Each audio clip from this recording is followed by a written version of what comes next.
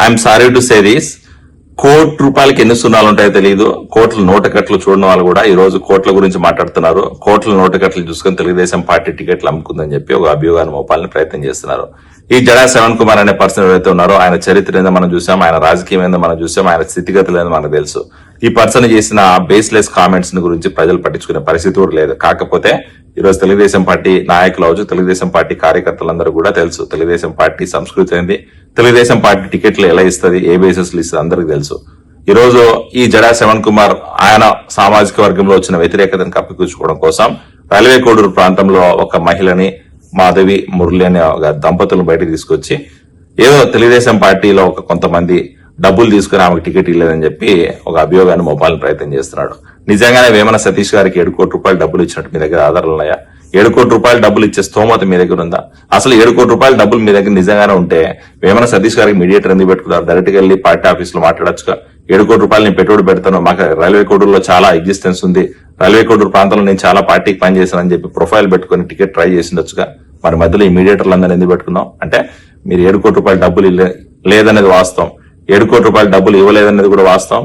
ఈ రోజు కేవలం జడా శ్రవణ్ చేస్తున్న రాజకీయ క్రీడలో ఈ మాధవి మురళి అనే వాళ్ళని వాడుకొని వాళ్ళని అనవసరంగా బదనాం చేయడానికి ప్రయత్నం చేస్తున్నాడు.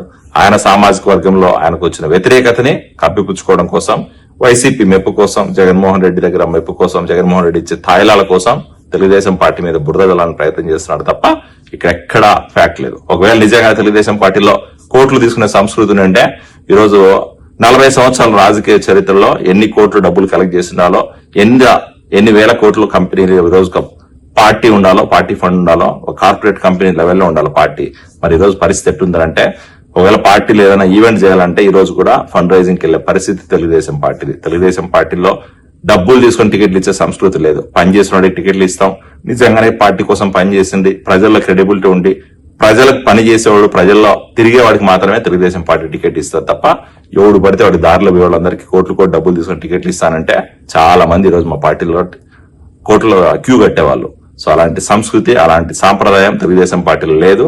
ఖచ్చితంగా ఇదంతా ఏంటంటే జడా శ్రవణ్ కుమార్ ఆయన స్వార్థం కోసం చేస్తున్న రాజకీయం తప్ప ఇక్కడ ఫ్యాక్ట్ అనేది లేదు. ఇదంతా బేస్లెస్ కామెంట్స్.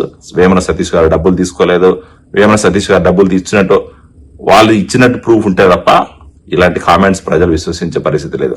ఒకవేళ నిజంగానే ఆమె దగ్గర అంత డబ్బులే ఉంటే ఈ పరిస్థితి ఎందుకు ఉంటుందో కూడా ఆలోచించుకోవాలా. Thank you.